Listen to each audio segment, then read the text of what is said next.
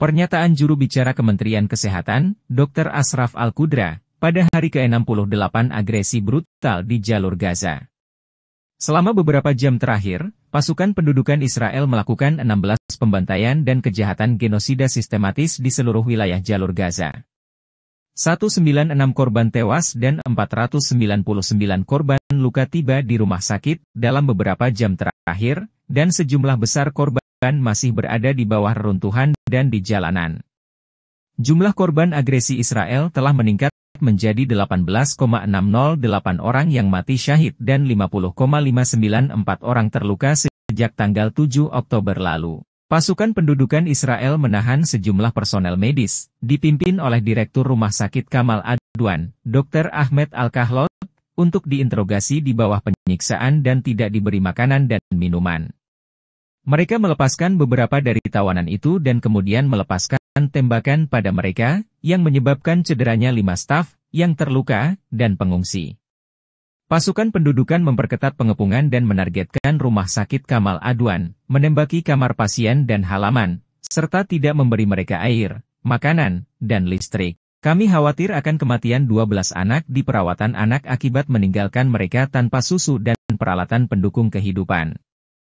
Pendudukan Israel masih memperketat pengepungan dan menargetkan rumah sakit Al-Audah, merampas air, makanan dan listrik, dan mencegah orang-orang yang terluka dan sakit untuk mencapainya. Kami khawatir mereka akan menyerbu rumah sakit tersebut setelah rumah sakit Kamal Adwan. Kami mengonfirmasi bahwa kejahatan Israel terhadap rumah sakit di Gaza Utara bertujuan untuk mengakhiri layanan kesehatan dan memaksa penduduk di wilayah tersebut untuk mengungsi secara paksa. Situasi kesehatan di rumah sakit di Gaza Selatan tidak tertahankan, dan kami telah kehilangan kapasitas penyerapan dan pengobatan. Kami memilih antara kasus-kasus untuk menyelamatkan nyawa orang-orang yang dapat diselamatkan dari banyaknya orang yang datang ke rumah sakit di wilayah selatan.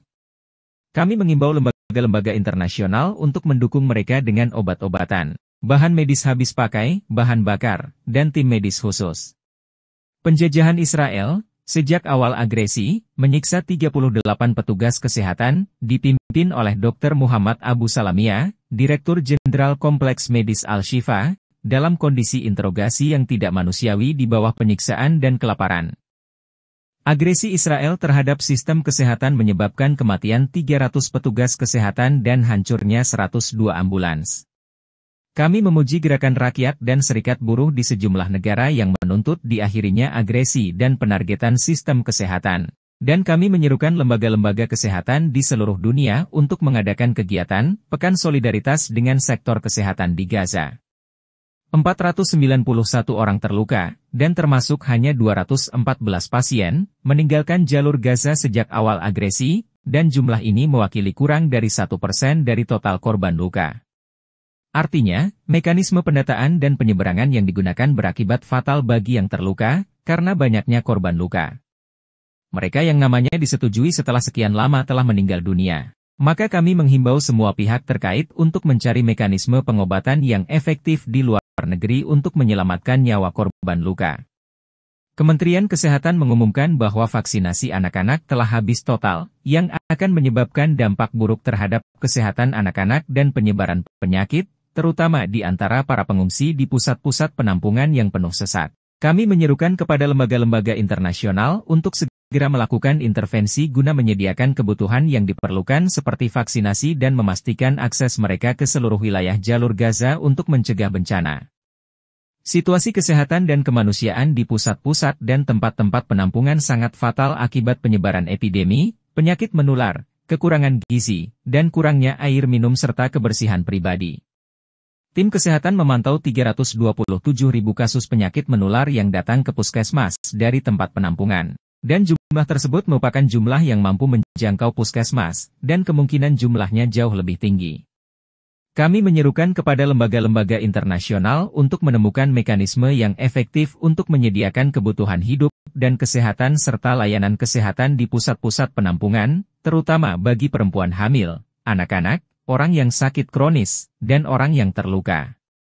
Dengan meningkatnya jumlah pengungsi di wilayah barat Provinsi Han Yunis dan Rafah, kami menghimbau mitra kesehatan untuk mendirikan pusat kesehatan dan klinik keliling untuk memberikan layanan kesehatan kepada para pengungsi.